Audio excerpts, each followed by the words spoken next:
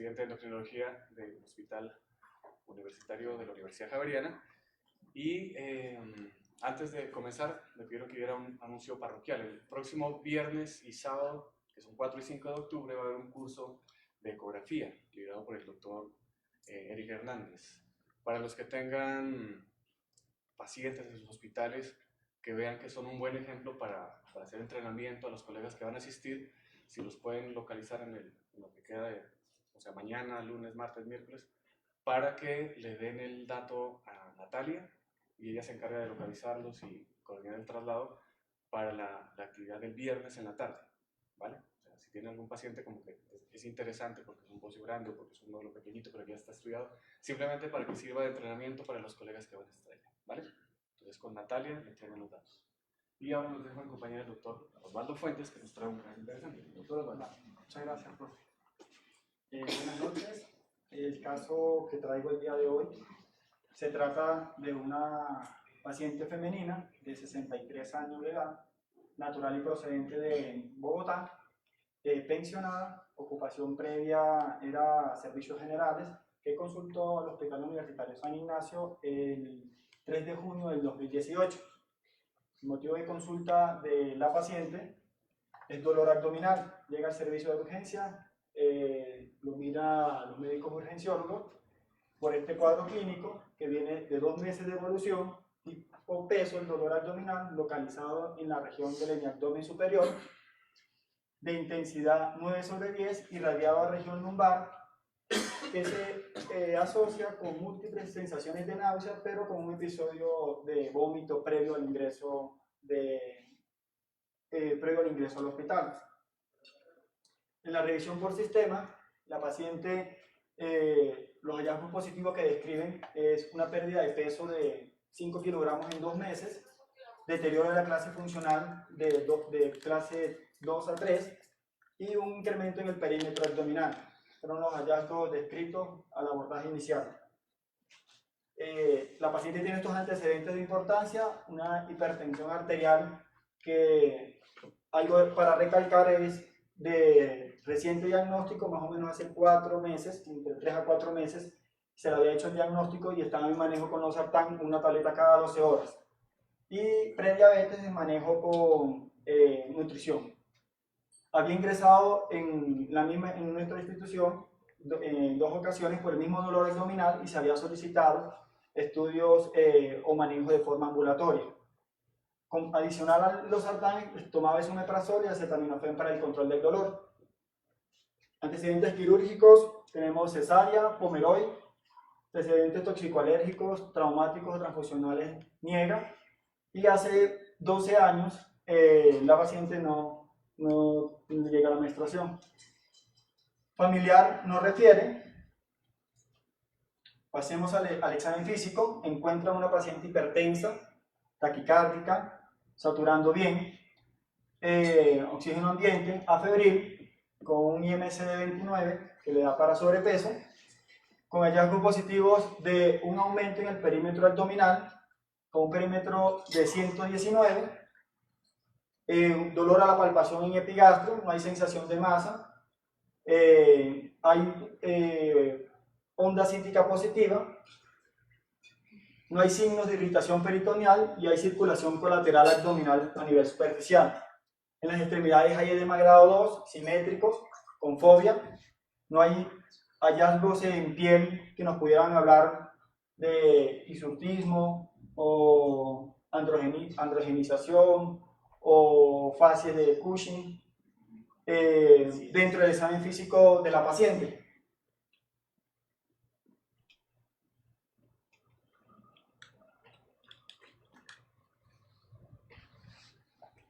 Teniendo en cuenta ese cuadro clínico de la paciente, de dolor abdominal, de 2 meses de evolución asociado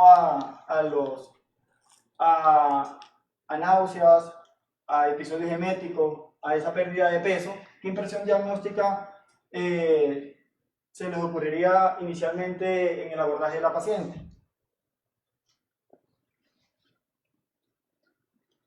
Teniendo ese cuadro clínico, digamos, los diagnósticos en el servicio de urgencia fueron dolor abdominal no quirúrgico, lo colocan así, el abordaje inicial, un síndrome constitucional, una citis moderada, no estaba tensión, una hipertensión arterial de reciente diagnóstico, sobrepeso y prediabetes.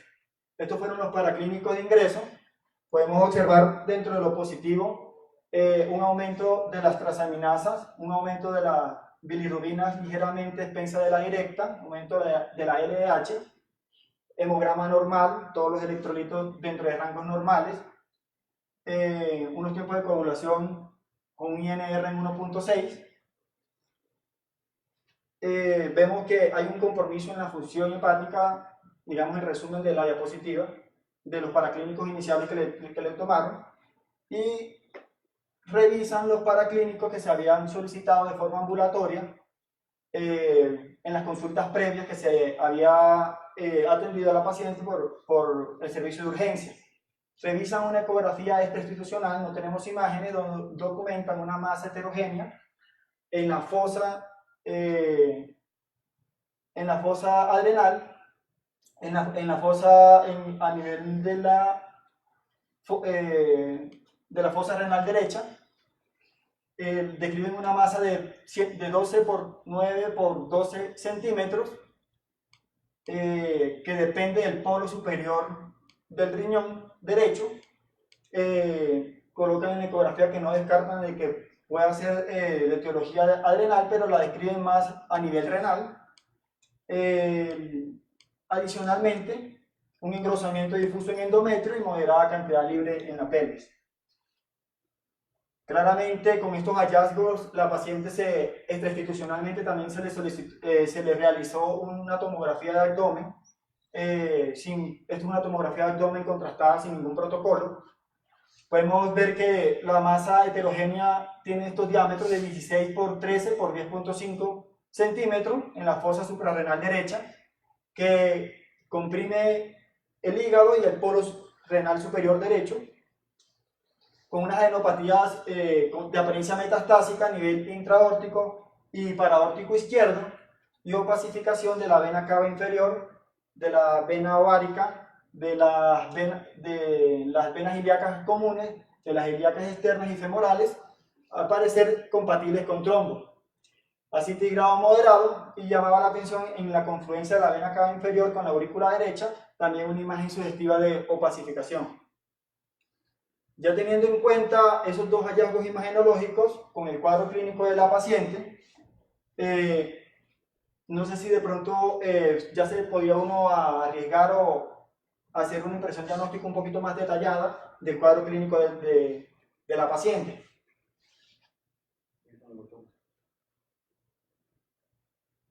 Tumor renal, sí. Hacen énfasis en las imágenes, no tiene protocolo, es un TAC de abdomen contrastado, ¿sí? No especifican en las imágenes que sea de la suprarrenal, inclina más a ser más renal, parece ser ahí como lo describen en el dependiente del polo superior renal derecho. No se descarta obviamente que no sea adrenal. Este enfoque se está haciendo en el servicio de urgencia, médicos urgenciólogos.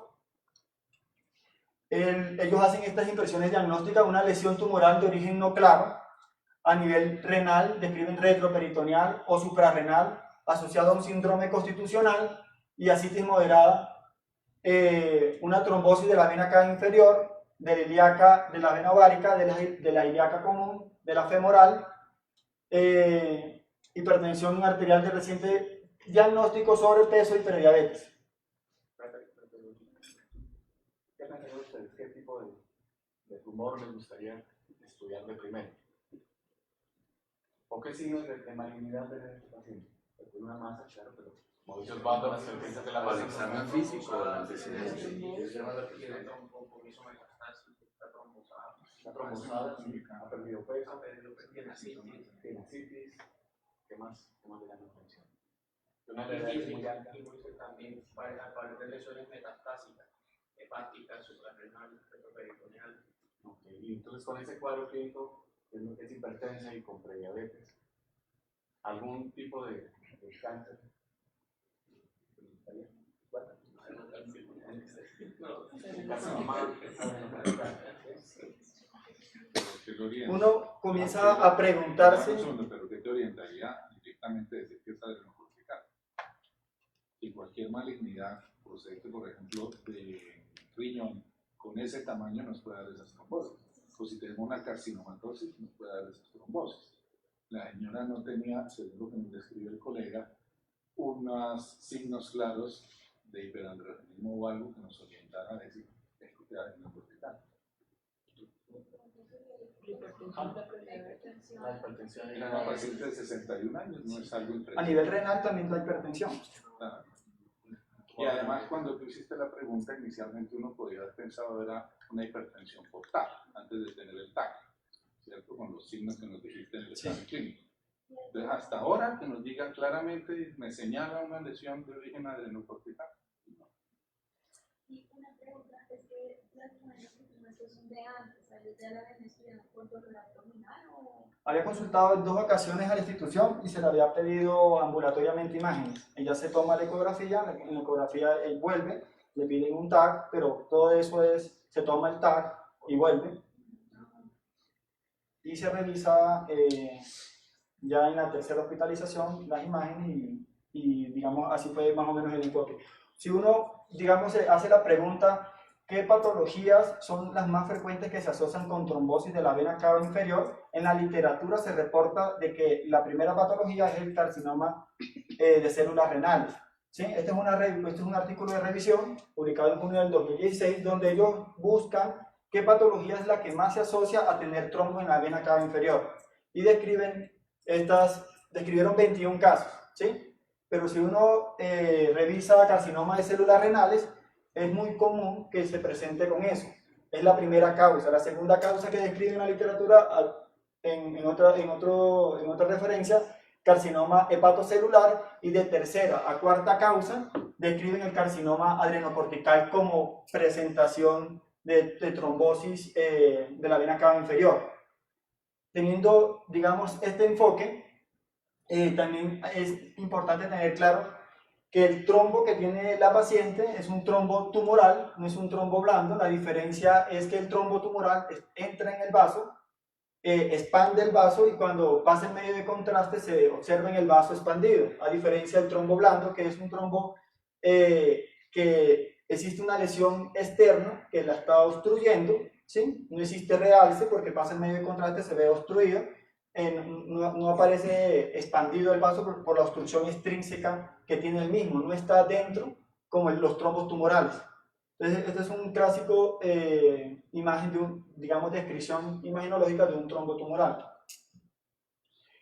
También uno se pregunta, teniendo en cuenta las tomografías o la resonancia o otro tipo de imágenes convencionales, ¿cuál sería el rendimiento de las imágenes convencionales para el diagnóstico? Porque si lo enfocamos como si fuera un incidentaloma, porque el paciente tiene un dolor abdominal y le encontramos una masa ahí, uno no, por una probabilidad pretende de que todos los dolores abdominales le vamos a encontrar una masa, no. Entonces tenemos un hallazgo, digamos, si tenemos la duda, ¿sí? A pesar de que la clínica de la paciente no nos hace pensar en que fuera un carcinoma adrenocortical, ¿cuál sería el rendimiento diagnóstico?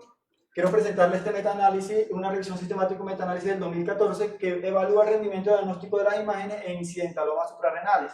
Y esos son 2 tipos de estudios que tienen una prevalencia de incidentaloma más del 50% y otro tipo de estudios con prevalencia de incidentaloma de más del 90%, y podemos ver que tiene muy buena sensibilidad para pescar en una bolsa grande de todas las malignidades, pero para confirmar la especificidad de las pruebas, para confirmar realmente que sea una patología maligna, los intervalos de especificidad varían mucho, pueden llegar casi cerca del 50%, incluso hasta un 22%.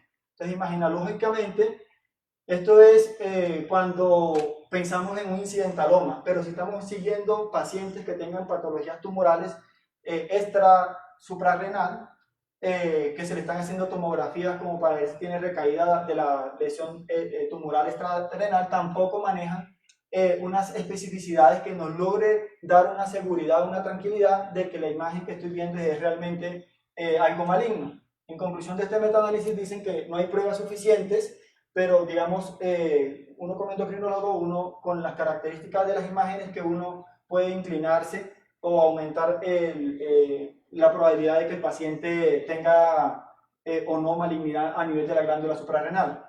Este es criterio para benignidad de las lesiones, solo se aplica en masas homogéneas. La masa que tiene esta paciente es una masa heterogénea.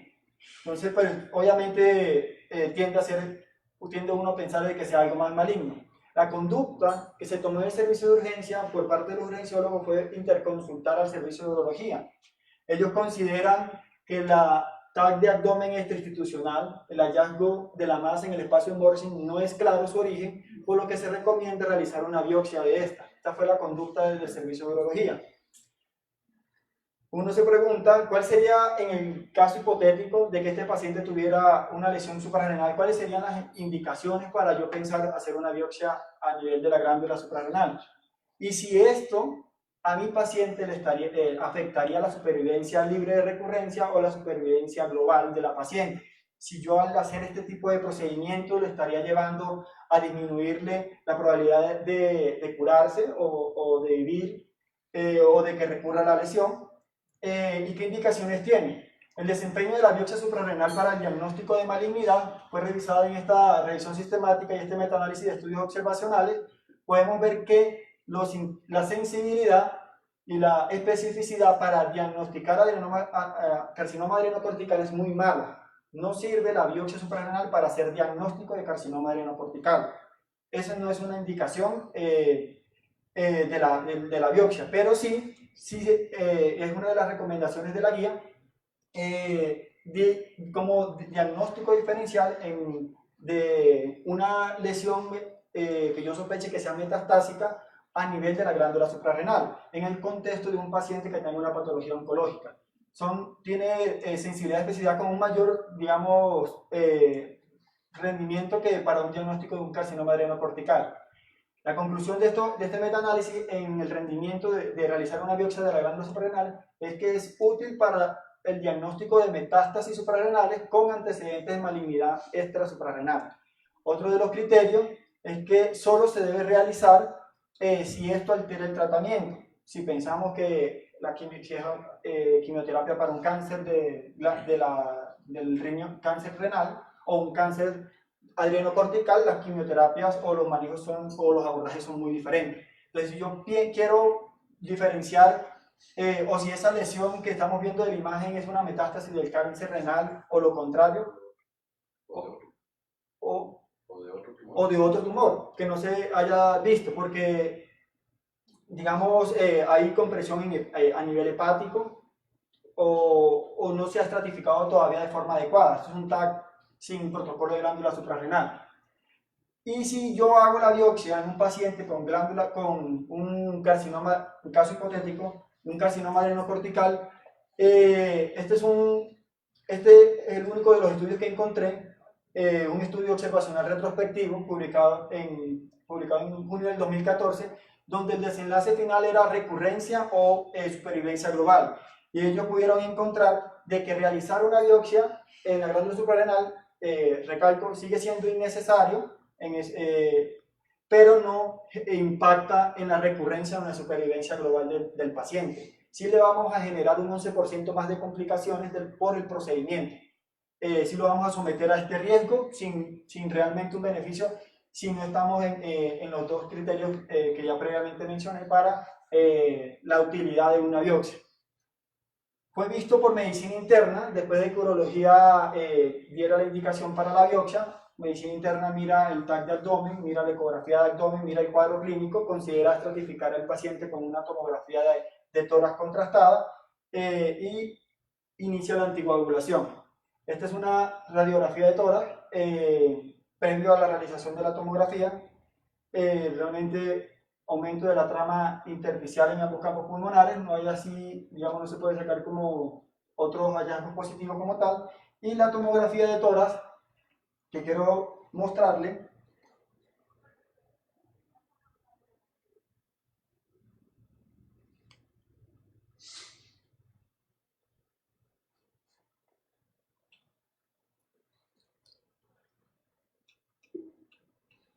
esta es la cara, no es la parte pulmonar, pero los hallazgos en el reporte, digamos en la parte pulmonar, es una trombosis, un tromboembolismo pulmonar de la arteria principal del lóbulo superior derecho, de las arterias interlobar derecha y de la arteria del lóbulo inferior izquierdo. Adicional al tromboembolismo pulmonar de los hallazgos, también describen un nódulo en el lóbulo inferior izquierdo de 8 milímetros. Esta es la cara mediastinal. Aquí quiero simplemente mostrar el hallazgo a nivel de la aurícula derecha, en la confluencia de la vena cava inferior con la aurícula derecha, un trombo que se expande hasta las suprahepáticas, ahí podemos seguirlo, ¿sí? Y la vena cava inferior, es lo que describe el TAC. No tengo la ventana pulmonar, pero los hallazgos en la ventana pulmonar lo describen de esa forma, ¿sí?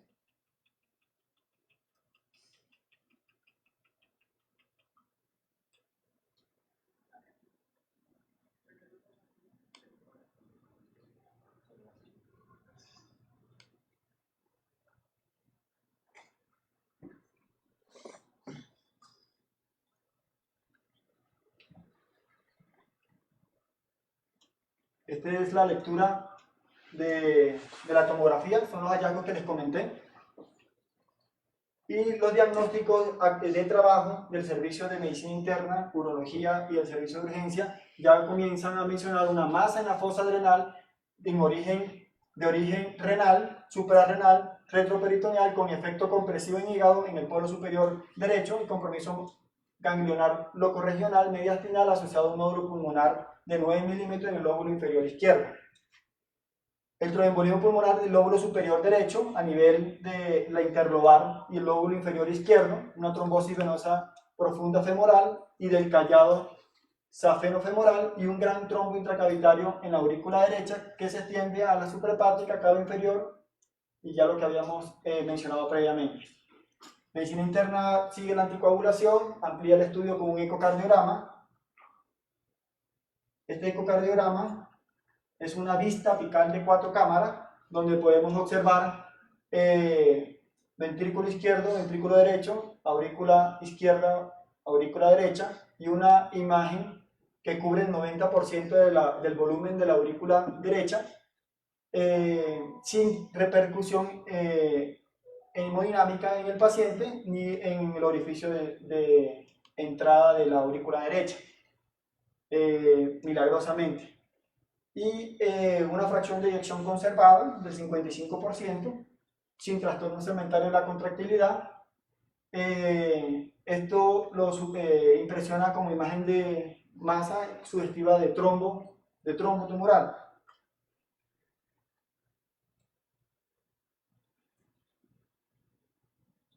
El reporte de la patología de la paciente, después de hacer la biopsia, muestra que es de la corteza suprarrenal con extensa necrosis. No tenemos, digamos, no logré conseguir los marcadores, pero a modo de repaso, estos son los marcadores que nos diferencian la inhibina alfa y el melan A, son los marcadores inmunistoquímicos que nos diferencian la corteza de una lesión de corteza de una lesión medular. La cromogranina casi siempre es positivo para lesiones medulares. La sinactoficina es positiva en los tumores de la corteza, como en los feocromocitomas, está en ambos. La citoqueratina es fuertemente expresada en corteza, ¿sí? Y el factor de esteroidogénesis 1 diferencia los tumores de la glándula de los tumores primarios de la glándula adrenal en comparación con los tumores no adrenocorticales con una sensibilidad y una especificidad muy buena. Por eso de pronto el rendimiento en este tipo de contextos sí podría ser útil la biopsia, en los otros escenarios no. Quiero traer estas imágenes, no son las imágenes del paciente, pero quiero andar en 6 imágenes. En la primera, que esta es una imagen, aunque no se logra ver muy bien, donde hay compromiso mínimo de la cápsula, compromiso mínimo del vaso, este compromiso del vaso con trombo. Estas 3 imágenes quiero recalcar. Esto es una biopsia, la imagen L, de una biopsia que tiene compromiso del tejido hepático, del carcinoma adrenocortical.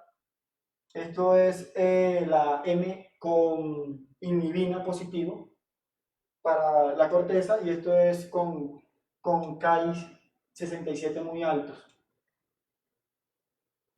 Los criterios de Weiss es una herramienta diagnóstica que nos permite a nosotros tener un poco más de certeza en el diagnóstico del carcinoma adrenocortical, aunque no nos dieron el índice mitótico, nos dieron el Ki-67 del 25%, que es alto, que se puede más o menos correlacionar con el índice mitótico y ser parte de uno de los criterios dentro de los puntos de los criterios de Weiss.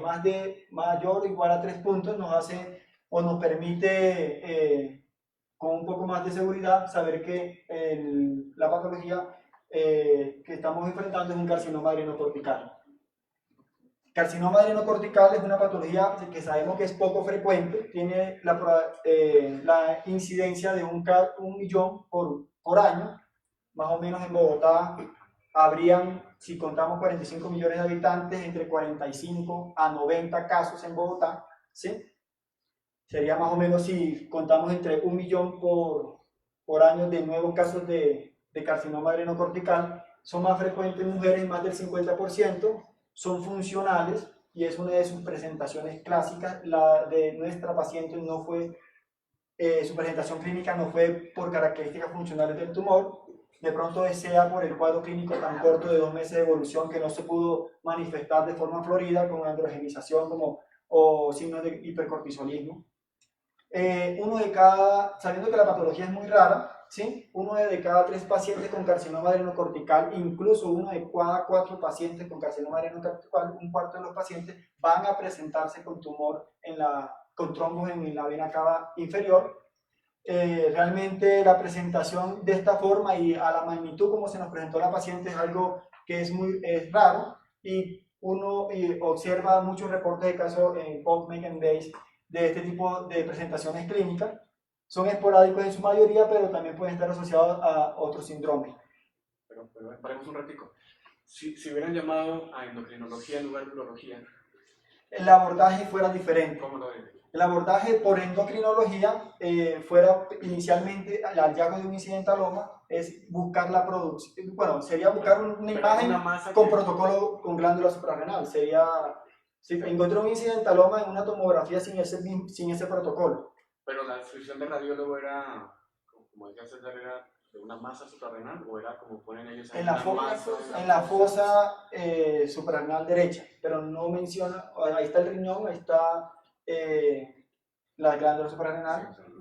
Sí, el abordaje por parte de endocrinología sería primero tomar una imagen con protocolo de glándula suprarrenal y conjunto a eso hacer estudios hormonales de funcionalidad, dado que la presentación en más del 50% digamos, de la presentación clínica de este tipo de patología es por producción de exceso de hormonas, ¿sí? ¿Y qué le habrías pedido?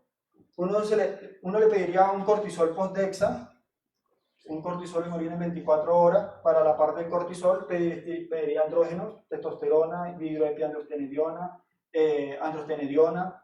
Tiene hipertensión, es importante descartar producción de catecolaminas. Ese es uno de los puntos. ¿Qué le habrías pedido?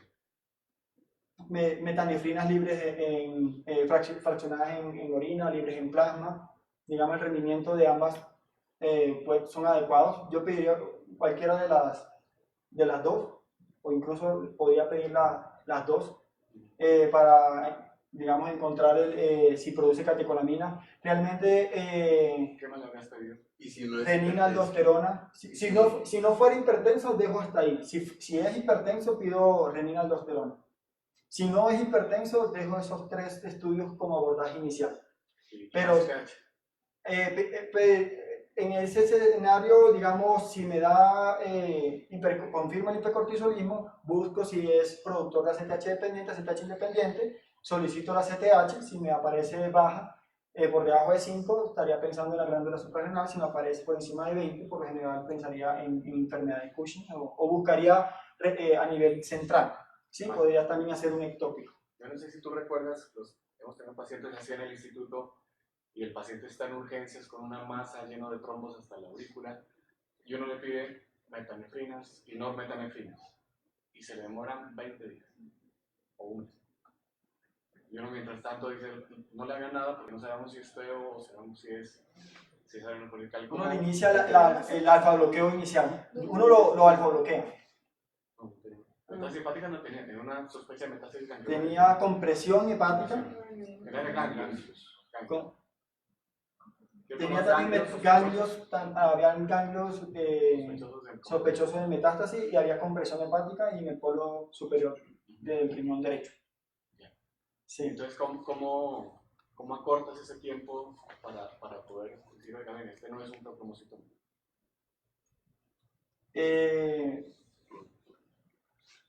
Uno pide las imágenes, a veces nos pueden orientar, si uno en la resonancia en T2, digamos, puede ser hiperintenso en el feocromocitoma, en otro tipo de lesiones, digamos, no, o sea, así sea una lesión a nivel adrenal, puede ser de corteza. Creo que la intensidad en la resonancia nos podía dilucidar un poco si es un feocromocitoma o si es una lesión de la corteza. Eso es no es absoluto, ¿no? O sea, que sean hipointensos en T1 y hiperintensos en T2, que es como se comportan la mayoría de feos, pues algunos adrenocorticales también lo hacen. ¿Tocaría, digamos, desde el punto de vista bioquímico, alguna cosa que puedas hacer antes? Pues para no esperar las 3 semanas que dure la obstetricia. ¿Qué haríamos? O sea, tienes la masa y el urólogo te está diciendo, quiero operar a ese paciente. Lo alfa-bloqueo inicialmente, lo alfa-bloqueo. La primera semana le coloco la prazosina O sea, presumes que sea... Exacto. Que sea un feo. Presumo y le hago alfa-bloqueo inicial. Digamos, tenemos dos alternativas, ¿no es cierto? Si a ti te sale el cortisol alto y tengo un postdexametasona que no frena o uno en orina que sale alto, que esos son más rápidos, el postdexa pues sale en 24 horas, ¿no es cierto? Y si tienes una ACTH que puede ser que te la entreguen en una semana, pues tienes un hipercortisolismo ACTH independiente, eso ya no es reconocido, ¿cierto? Esa sería una forma de hacerlo, pues fácil. Sería muy raro que coexistan las dos cosas. Que sea dependiente y que tenga abajo también... No, que tenga una masa con un tumor de colisión, que tenga feocromocitoma y Que le produzcan a todos, que sea corteza y que sea medio. que se han descrito ahí como 11 casos, pues sí, de malos son los que le puede, ¿no? Pero digamos que en el contexto, si no le sale el hipercortisolismo primero, pues ya no puede, ¿cierto? Eso por un lado. Y dos, las catecolaminas en orina de 24 horas siempre hemos dicho, bueno, no tienen tanta sensibilidad, pero generalmente para el estudio de masas pequeñitas, ¿cierto? A veces no alcanzan a producir la cantidad que uno quisiera para que alcancen a elevar 3 veces el límite superior, pero en este escenario, con esa masototota, las catecolaminas en orina se procesan más rápido. Entonces uno podría tener un resultado, digamos, en el lapso de una semana, o sea, no tan largo como las metanefrinas, ¿cierto? Sería como la otra forma de... Porque desde el punto de vista académico lo que tú dices es lo que tocaría hacer, pero te pongo en el escenario en que tú estás como médico interconsultado con un paciente que tiene trombos hasta la aurícula, una masototota, y que tú lo vas a dejar 3 semanas esperando unas metanefrinas. ¿Sí? Ok, con el Potexa ya se produce cortisol y el ACTH independiente. Tú me dices, pues sí, es muy probable que sea más de la corteza que de la médula, ¿cierto? Sí, exacto. Que sería lo que tú no quieres. Y lo otro, en el contexto, o sea, ya viéndolo ahorita de aquí para atrás, con esa carga de enfermedad que tiene unos ganglios de apariencia metastásica, un trombo que parece tumoral, pues que va hasta la aurícula. ¿Tú crees que la biopsia hubiera podido empeorar el pronóstico de ese paciente? No. ¿Verdad que no? Lo malo es que el rendimiento en las biopsias no es tan bueno. Eso sí, aquí veo que sacaron un pedazotote, ¿no? Que eso se les abona a los que hicieron la biopsia, que fue un buen throughput, y que no se les complicó en la biopsia, porque donde eso era un feocromocitoma, corrieron el riesgo de que le sangre a un hematoma retroperitoneal, se rompa, se muera, haga una crisis hipertensiva tremenda. Digamos que retrospectivamente hubiéramos detenido la biopsia un poco, ¿no? Si no le haga la biopsia hasta que ¿Por qué no tenía otra lesión que biopsiar, no es cierto? Por ejemplo, un ganglio de esos pequeños, pues estaba más difícil que la Está masa. más difícil, sí. Había ganglios mediastinales. Sí, los trombos pues no son No. biopsiables. Cambio espinal se hubiera alcanzado. ¿Un ganglio? ¿El nódulo pulmonar era feo? No, el nódulo pulmonar No, es chiquito. no, como feo, de 8 milímetros. Sí, no, Pero no lo describen. no, pero significaría hacerle una medistinoscopia. Yo no sé, doctor Rojas, en esos casos hemos hecho biopsia tal vez, ¿no es cierto? Sí. Pues cuando tenemos una masa. Pero igual, o sea, igual uno puede hacer las metanefrinas si las tiene disponibles. Si no tiene las catecolaminas, pero si le quiere aumentar el rendimiento, hacer una cromogranina más las catecolaminas probablemente le aumenta más la sensibilidad. Sin embargo, si usted lo tiene que llevar a cirugía, usted piensa es en qué lo va a matar. ¿Por qué puedo llevarlo? ¿Por qué no puedo llevarlo? Entonces, tomarle un cortisol salival, que usted le diga que no tengo la enfermedad, porque recuerde que el paciente está en estrés. Si el paciente está en estrés, usted espera que el paciente tenga un cortisol alto. El paciente viene con dolor, viene malo, viene enfermo y está en urgencias aguantándose todo lo que es urgencia. Lo que sería normal sería que tuviera un cortisol normal. ¿No es cierto? Entonces, hacer el diagnóstico de Cushing en un paciente hospitalizado es mucho más difícil. Pero a usted le importa entonces es, si yo tengo un Cushing y el paciente está produciendo cortisol, ¿cuál es la complicación de llevar a un paciente a cirugía? Entonces, mira, le importa la depresión, pero para después de la cirugía. Pero le importa el potasio, le importa la tensión arterial, le importa la cicatrización, le importa la glicemia.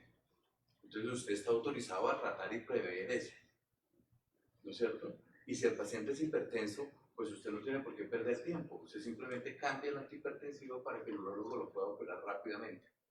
Porque cualquiera de todos los exámenes que usted tome le van a durar 3, 4 o 5 días en el mejor de los casos, ¿no? ¿Cuánto se demora unas catecolaminas? ¿4 o 5 días? ¿Cuánto se demora metanefrinas? 5 días. No, metanefrinas semana. Entonces se demora muchísimo más tiempo.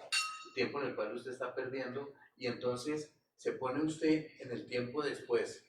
Le llegaron las catecolaminas, están 2 veces el valor normal. Entonces usted dice, ¿no tiene feocromocitoma o sí tiene feocromocitoma? Entonces tendrá que tomar otro examen. Si las catecolaminas están muy altas, entonces dice, sí es un feocromocitoma. Entonces lo va a operar. Y entonces, ¿qué es lo que hace? Pues lo bloquea.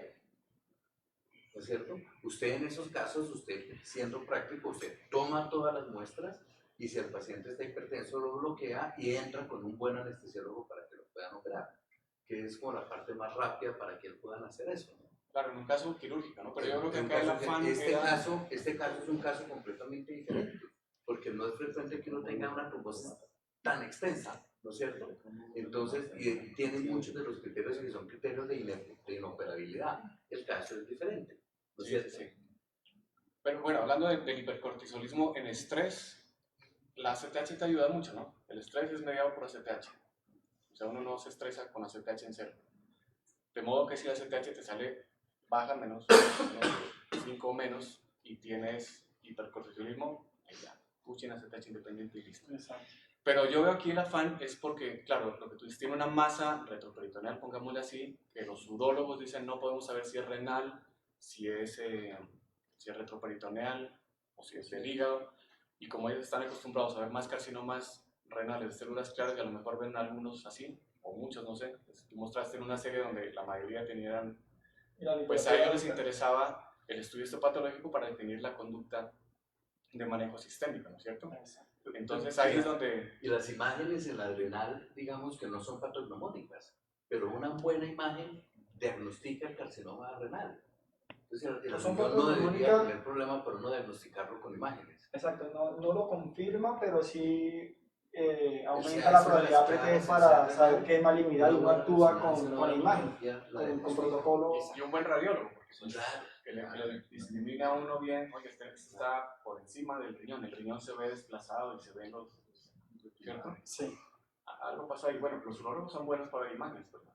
En la nota que vi que ellos pusieron ahí dicen que no logramos definir qué es, y por eso entiendo que se fueron por la biopsia, ¿no? Me refiero, pensando en la buena intención de los urólogos, me imagino encaminados a que sospecharon un carcinoma renal de células claras que estaba muy grande, muy extendido y necesitaban tener un diagnóstico histopatológico para empezar una terapia. Exacto. Por eso te decía que si nos hubieran llamado a nosotros como endocrinólogos, nosotros habríamos ido con el abordaje de carcinoma adrenocortical de entrada. O sea, como vamos a pensar en esto, y lo que dice el doctor Rojas, uno va a ver con el radiólogo, venga, pero no le parece que es más suprarrenal, no le parece que el riñón está desplazado, y habría hecho un enfoque desde el punto de vista bioquímico. Y La presentación clínica de ella fue más como un incidentaloma, digamos, porque digamos, manifestaciones de producción hormonal en el cuadro clínico de 2 meses no se vio en la enfermedad actual, ni tampoco una masa a la palpación en abdomen. Había onda cítica positiva. Entonces la presentación clínica parece ser más esta del 10 al 15%, donde es un incidentaloma y digamos... Pero la citis no es de la Con carcinoma. síntomas no específicos de una masa. de una masa. Exacto, pero clínicamente antes de la imagen uno no palpaba, o al examen físico no describieron masa, a pesar del tamaño que... Y no tenían falla, ¿no? A pesar de ese trombotote y la aurícula tenía una buena fracción de eyección. 55%, sí. Sí, qué bueno. Porque Pues estamos discutiendo y tampoco al parecer había hecho bajo gasto, ¿no? no, Porque una paciente de esas está haciendo una falla derecha, pero está haciendo una bajo gasto. recarga malísima de tener. Claro, mira que la aurícula toda estaba llena. 90%. Y al parecer el paciente no hizo nunca manifestaciones por el compromiso de la aurícula. Nosotros la conocimos después de que ya la biopsiaron, que no pudimos evitar eso. Pero ellos lo tomaron con esos argumentos. Nosotros ampliamos los estudios con la parte hormonal. Estos son los resultados de la parte hormonal. Post-DEXA de más de 5. Ya, digamos, estamos hablando de que tiene hipercortisolismo. Lo curioso es una CTH en 11 que está, digamos, no nos dicen ni para arriba ni para abajo. ¿Sí? Pues teniendo las lesiones y el hallazgo, ya después ya vimos la patología, uno dice, bueno, pues es de la glándula suprarrenal. ¿Tomaron uno solo? ¿Cómo? ¿Una sola CTH? Solo se logró hacer una sola Sí, CTH. ni orina, ni salival, ni nada. Y eso fue con 1 miligramo, ¿verdad? Sí, con 1.75, una caleta y media de 0.75. Bueno, tiene una testosterona muy alta, ¿no? Sí. Eso también dijeron, Pues cortes. cortes, sí. Sí. Que tengo un tumor de ovario. Pues. Una de hidropendestrona. La hidropendestrona también muy alta, la androstenediona muy alta y las metanefrinas no muy altas. Pero ellas son totales, ¿no es cierto? Estas son totales. Sí. Sí. Esta es la gamografía, no hay compromiso a nivel óseo de la paciente. ¿Sí? La clasificación de esta paciente, teniendo el compromiso a nivel de la vena cava inferior, ¿sí? Sería un... Digamos, si tú hubieras, perdón, llegado la bioquímica antes, o sea, una testosterona, entonces eso llega 48 horas, eso sí es rápido. Y el cortisol post-DEXA también, y bueno, las CTH se mueren un poquito más. Si te hubiera llegado esa bioquímica, ¿hubieras detenido la biopsia? Le dices, no le hagas biopsia, está bien, es un Sí, carcinoma. yo paro la biopsia. Incluso sin la bioquímica también hubiese parado la biopsia. Sí, la bioquímica. Yo digo, esperen la bioquímica, no tengo bioquímica, déjenme la bioquímica y paro la biopsia. Ya con la bioquímica la paro con más fuerza. Y si sale normal, la bioquímica para la biopsia. No, pido otra bioquímica. Hoy se es del cirujano. ¿Ah? Sí, es anticirujano. Digamos, esta es la clasificación más, digamos, popular en la clasificación de los tumores o de los carcinomas adrenocorticales. Existe una que tiene una pronostica mejor la supervivencia de recurrencia o de mortalidad, que es la EMSA modificada, pero esta es la que más, digamos, popularmente se revisa en la literatura. En la literatura actual describen que el tamaño, independientemente del tamaño, el estadio 1, el estadio 2, tiene, digamos, no tiene un adecuado rendimiento en predecir supervivencia del paciente. Unos que están proponiendo que sea la edad y colocan como 55 años, pero son muy pocos los estudios que han documentado que esa variable de forma independiente o que sobreviva en los análisis multivariados como una variable independiente de mortalidad.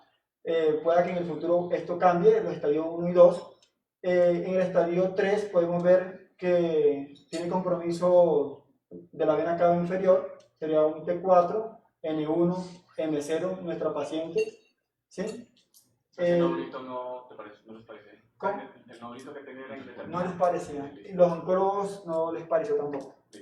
Entonces los oncólogos consideraron como manejo de una masa adrenal al grupo quirúrgico, si logran operarlo en plan de curación, ¿sí? Si hay algún plan de clivaje que puedan lograrlo, en caso tal ya sería manejo paliativo con el esquema de doxorubicina, topoxina, cisplatina y mitotanio. Cirugía considera que es una masa irresecable, no hay plano de clivaje para abordar esta paciente. Tenemos datos de la progresión, o sea, se repitió la imagen en un intervalo de tiempo. ¿Por qué tener una imagen de afuera? Era muy cercana a la consulta. Era muy cercana, sí. O sea, no valía la pena hacerlo. No valía la pena para hacer otra imagen. Esos son los diagnósticos de trabajo. Se clasificó un estadio 3, T4N1M0, productor de cortisol y de andrógenos. ¿Sí? Los trombos, ¿cuáles serían los factores pronósticos clínicos y patológicos descritos en la literatura? Podemos ver el estadio. Nuestra paciente es un estadio 3. Podemos ver que la P no es significativa en los estadios 1 y 2, el tamaño. A veces colocan un tamaño más grande, más de 5 o 6 centímetros, y lo clasifiquemos como estadio 1, estadio 2. Realmente no hay una adecuada predicción de mortalidad con este estadio. Uno, como mencioné, describe la edad, por eso los carcinomas adrenocorticales en niños son de mejor pronóstico que los carcinomas adrenocorticales en adultos, pero esto puede ser por muchas otras variables de confusión. La misma producción de hipercortisolismo, la inmunosupresión, la edad, las comorbilidades, pero eso está en discusión. Nuestro paciente tendría, comparado con el ENSA2, 1,68 veces más de riesgo de supervivencia libre de enfermedad y de supervivencia libre de progresión. Bueno, ahorita lo menciono. La secreción de cortisol, en una revisión sistemática que es esta, publicada en mayo del 2018, lo colocan que es incierto, pero que existen varios estudios descritos como factor adverso de recurrencia y muerte, existen otros estudios que no, y el HDR que le colocan es de 1.5, y le da lo que había mencionado previamente. Factores pronósticos no clínicos, sino patológicos, el Ki-67 de nuestra paciente es del 25%, ya es un grado 3, ¿sí? El Ki-67 predice supervivencia libre de recurrencia y supervivencia global únicamente en los estadios 1 y 3, no en estadios 4. En estadios 4 el Ki-67, digamos, es tan malo el estadio 4 que el Ki-67 no logra, digamos, diferenciar por grados en la curva de supervivencia, que el paciente le vaya mal o le vaya menos. El estado de resección, obviamente un HR de 2, y esto es más que todo en el comportamiento más agresivo del carcinoma adrenocortical y por el mecanismo por la cual se desarrollan también, la positividad en P53 y beta-catenina.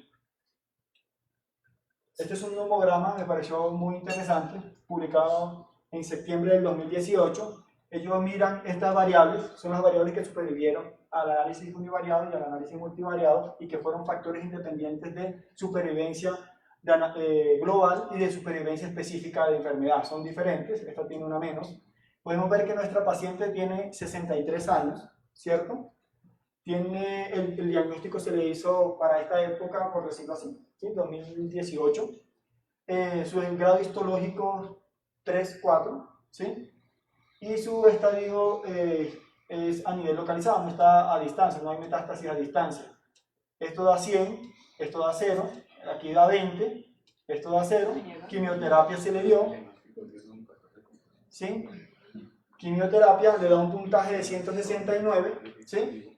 Y con este puntaje, la supervivencia global a 1 año es del 75%, la supervivencia global a 3 años es casi del 50%. La supervivencia global a 5 años, ninguno sobrevive después de 5 años.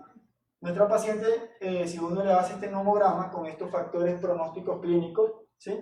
Podríamos predecir la supervivencia global. Y supervivencia específica de enfermedad, 63 años, entre más puntajes peor.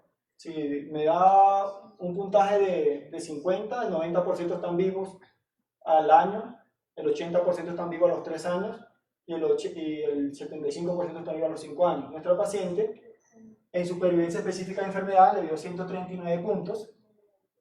El 75% con estas características estarían vivos al año y el 50% estarían vivos a los 3 años y ninguno estaría vivo a los 5 años. Este es un nomograma. Menos del 50%.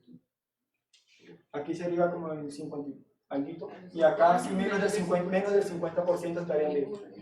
Ninguno está porque estamos hablando acá del año del diagnóstico. Es que el problema es el año de diagnóstico que le tergiversa el nomograma, tiene ese problema. Sí, Que el año del diagnóstico le da vida. Y la quimioterapia Pero si también, usted lo darle pone quimio tardío, lo mata. El paciente le está claro, muriendo. ¿no? Por ejemplo, le da 100 puntos, se ha diagnosticado en 87.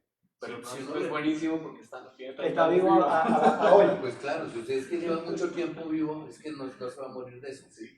Pues claro, eso es inteligente. Pero acá, pues lo que en ese caso, pues no se debería tener en cuenta, ¿no? Si uno no tuviera en cuenta eso, Claro, tiene todos los malos. pero, sí, pero hay incluido. Sería como un periodo más corto, ¿no? Para evaluar, por ejemplo, el impacto de la introducción de mitotane dentro de las guías de manejo. Exacto. ¿Sí? Que sería como, por ejemplo, no sé, el esquema de Rutis del 2012 o 2010, creo que. ¿Cierto? Entonces uno dice, listo, del 2010 antes de o después de. Sí. Pero con todo, ya son 9 años. ¿Cómo lo ponen ahí? Sí, es que sí, claro, así es, Incluso en la- 2015 ya le da Darle quimioterapia le da más puntos. O sea, supuestamente. De uno. Este es un estudio observacional retrospectivo que avala en los estadios 3 y 4 un ENSA modificado, ¿sí? Donde este estudio va a refinar la clasificación del ENSA. Fue publicado en septiembre del 2015. Su objetivo era buscar supervivencia global. La población con carcinoma de adenocortical en estadio 3 fue de 210 y de 234 en estadio 4. La media de supervivencia global fue de 24 meses, lo siguieron a 55 meses.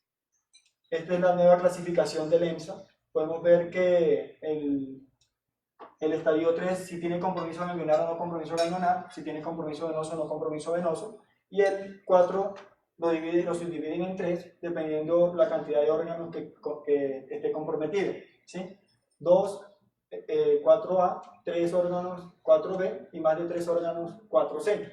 Podemos ver que es estadísticamente significativo, refina mejor la clasificación del ENSA en este tipo de estadios más avanzados. Esta es de las nuevas clasificaciones. Podemos ver que la supervivencia global en estadio 3 a 2 años es de 73% y a 5 años del 50%, estadio 4, 46%, 4A, 4B 26% y 4C 15% dependiendo del número de órganos comprometidos, o sea, 2, 3 y más de 3 órganos comprometidos. Esta sería la nueva clasificación. La conclusión de este estudio era también combinar el ENSA modificado con el GRAS, con el grado del tumor, con el CAI 67, menor a 10, de 10 a 20 y mayor a 20, grado 1, grado 2, grado 3, el estadio R de recepción, R1, R0, RX, la edad mayor a 55, menor a 55 y los síntomas, aunque aquí si uno se pone a ver, dieron estadísticamente significativo, pero el grado no le dio igual palo acá, y cruzó el 1. Esta es la nueva clasificación con que debemos clasificar a los pacientes en estadios 3 y 4, asociado al ENSA modificado con el GRAS, en los carcinomas adrenocorticales. El tratamiento quirúrgico de este tipo de lesiones es indicado en los estadios 1, 2 como regla, con disección del entorno celular de la lesión y de compromiso nodal, describen como mínimo 4 ganglios linfáticos.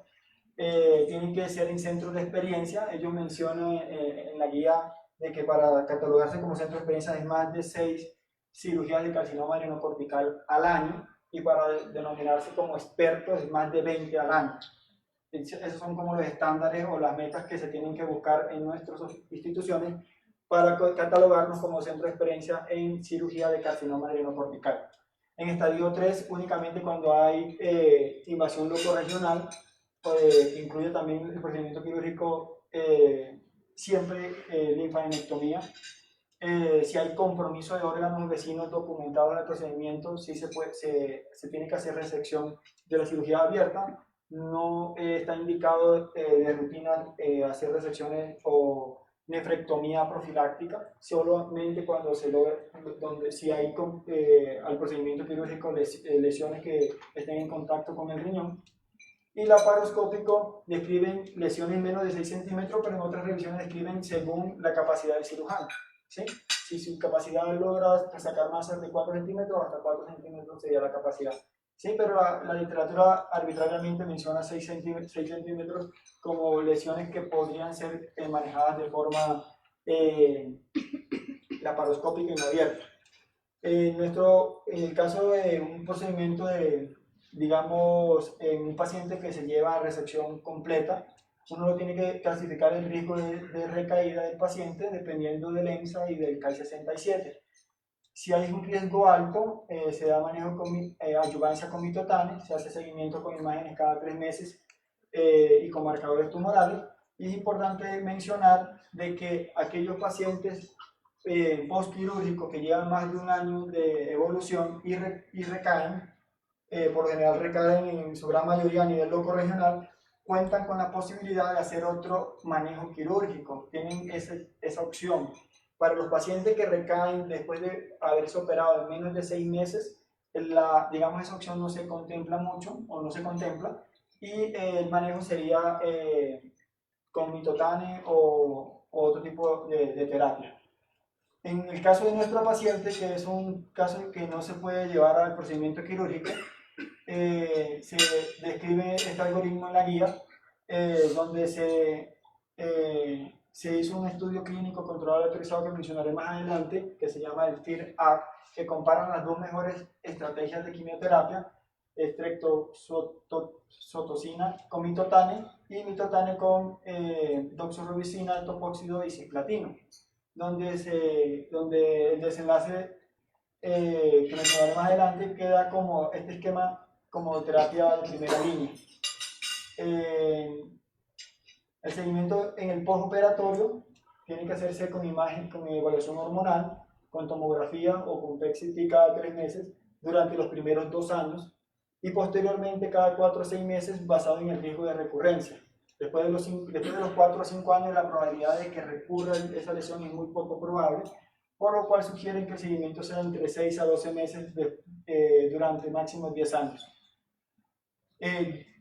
Como primera opción el manejo quirúrgico, como segunda opción el mitotane. ¿En qué indicación, cuál sería la indicación del mitotane en estos 3 casos? Cuando la enfermedad es metastásica, cuando es localmente avanzada e inoperable, que aquí estaría nuestro paciente, alto riesgo de recurrencia, CAI 67 mayor al 10%, un R1, una resección desconocida o un estadio 3. Son las 3 indicaciones que están, digamos, con un estudio avalada.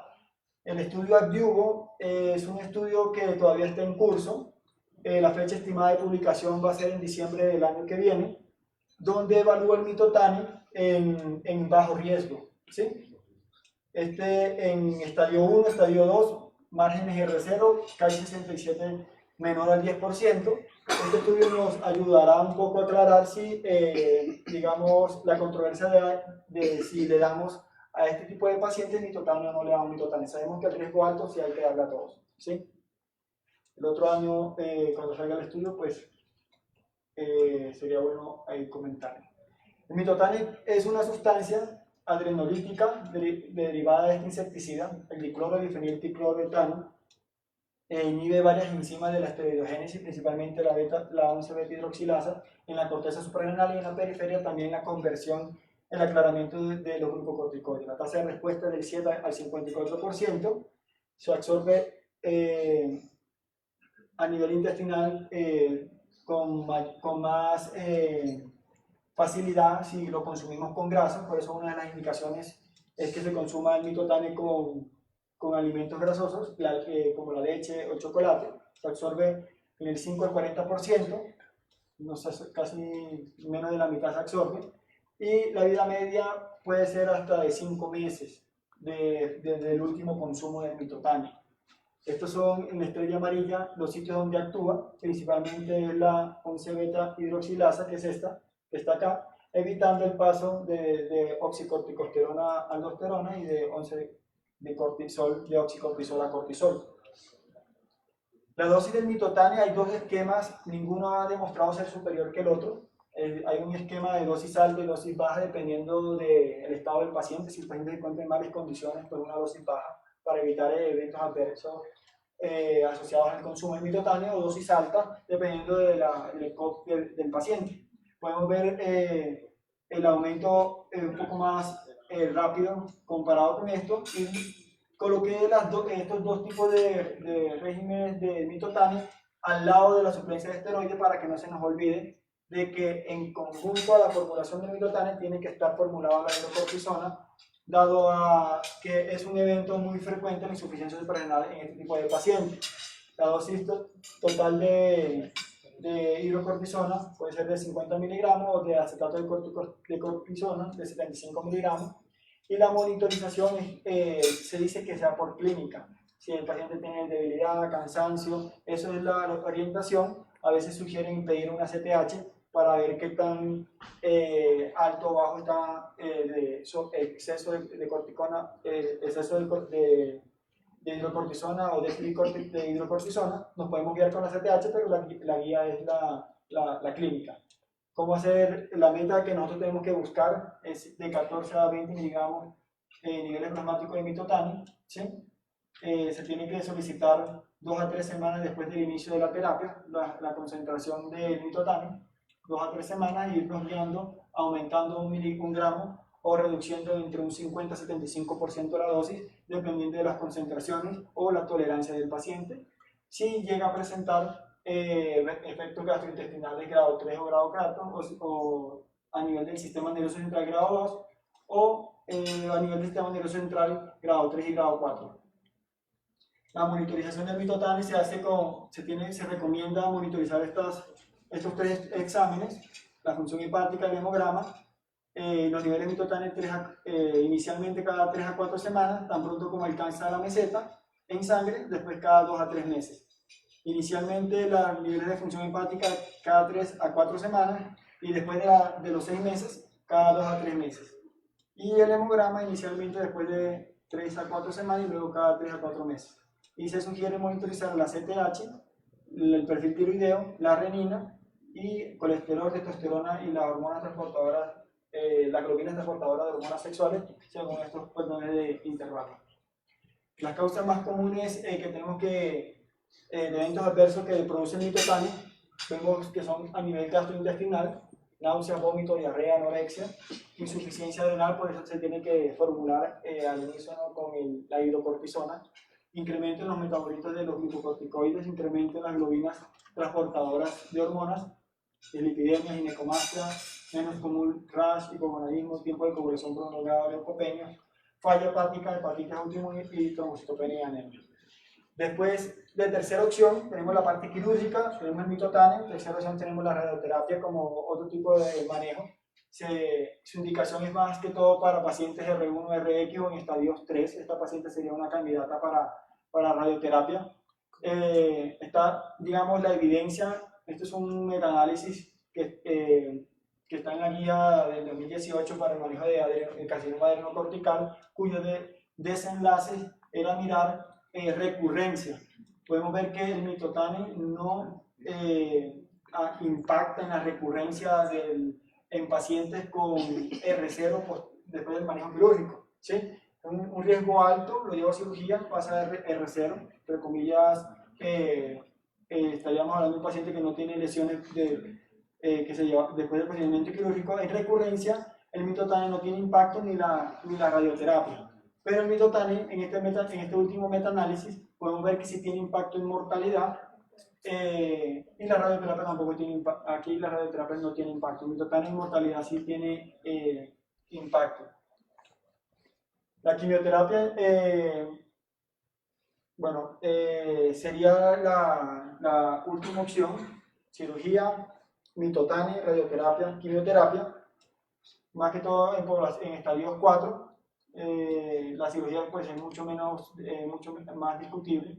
Las metástasis sincrónicas en estos estadios son frecuentes. Este es el estudio pivotal, por decirlo así, para que avala como estándar de primera línea el etopóxido, doxorubicina, cisplatina y mitotana. Y este es un ensayo italiano en fase 2 que mencionan aquellos pacientes que no eran operables inicialmente, les doy el esquema de quimioterapia y se vuelven operables posteriormente. Eso se ha descrito en un 13% de los pacientes. Este es el estudio pivotal, este es el último estudio que les traigo de la presentación, un estudio publicado en mayo del 2012, clínico, controlado y autorizado en paralelo y abierto, cuyo objetivo es establecer un estándar de tratamiento para el carcinoma adrenocortical avanzado. Dentro de los criterios de inclusión poblaciones que no eran susceptibles a manejo quirúrgico, cuyo diagnóstico histopatológico era confirmado, una buena clase funcional con función hematológica bioquímica adecuada sin otra comorbilidad. Se hizo el análisis por intención a tratar. Podemos ver que las respuestas son del 23% con el esquema de etopóxido, doxorubicina, cisplatino, mitotana, en comparación con estreptozotocina con mitotana, que fue solamente del 9.2%. Por eso es la terapia de primera línea que manejan los oncólogos. El impacto en supervivencia libre de progresión retarda la progresión del tumor en un 45%. La media fue de 5 meses comparado con 2.1 meses, y en supervivencia global no generó ningún impacto, ¿sí? Podemos ver que cruza el intervalo de confianza y la pena fue significativa. En conclusión, este estudio, las tasas de respuesta y de supervivencia libre de progresión fueron significativamente mejores con etopóxido, doxorubicina, cisplatino más mitotana que con estreptozotocina más mitotana como terapia de primera línea, con tasas similares de eventos tóxicos, aunque no hubo diferencia significativa en la supervivencia global. Eso es todo.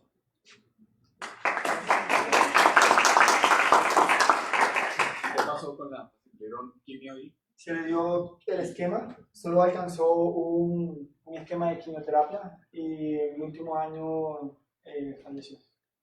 Estamos hablando de junio del 2018, ¿cierto? Sí, en septiembre del 2018 fue la primera quimio. 3 meses después.